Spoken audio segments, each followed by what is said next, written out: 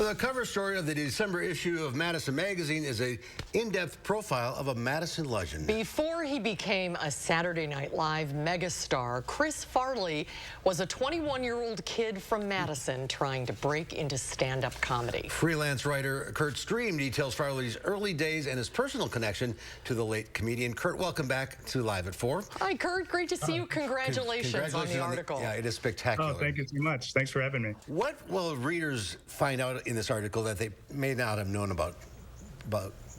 I think there's a lot in there. In Chris Farley's timeline, his very start in Madison's often skipped completely over. A lot of times they just say he started at Second City and then moved on to Saturday Night Live. So I think readers are going to find a lot of little interesting tidbits, and I just tried to capture as much as those little moments as I could before they're lost in time.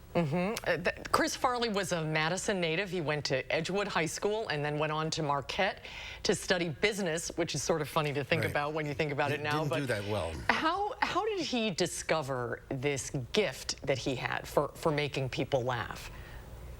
I think he was always gifted, naturally talented, and he wanted to be a comedian even at a very young age.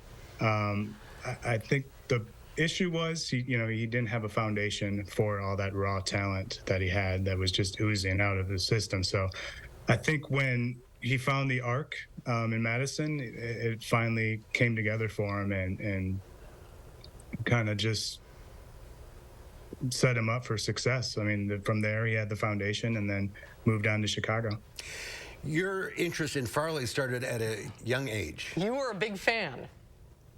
Yeah, he started Saturday Night Live in 1990, and I mean, you both know it was a big deal back then that a kid from Madison was joining the ranks of even then an iconic show. So I still remember I was 11 years old and remember watching that very first episode. So I was such a huge fan even then. And you did a funny thing. You took out the phone book. Well, you found out he was from Madison. You wanted to talk to him or to somebody in the family. How did that happen? Well, I was 11, and after that following summer, I just wanted to talk to him and to tell him how funny I thought he was. So using my 11-year-old kid logic, I just opened up the Madison phone book and looked for his name. And, when I didn't see him, I just started going down the line and calling all the Farleys in there and asking for Chris. And the first two said I had the wrong number, and the third one, his sister Barbara answered, and she was very patient, where the kid just gushed about her brother for 10 minutes and said she'd say all the nice things that I said about him when he was in town next. And yeah, then about a month later, an autographed photo of Chris arrived for me in the mail, and ran to the drugstore and bought a frame, and it's been on my wall ever since then. See, your journalistic instincts started at 11 years old, right? Yeah, of course. But you never met him. I never did, no.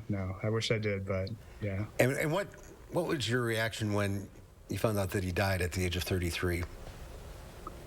It was just a lot of sadness. I think even though there was incidents, I don't think we knew the severity of what he was going through. So it was still a shock for all of us when we heard that news. But yeah, he was just a once in a generation talent, and there's really been no one like him to come even close since or after his death. Just too talented for our world, I think. That's true.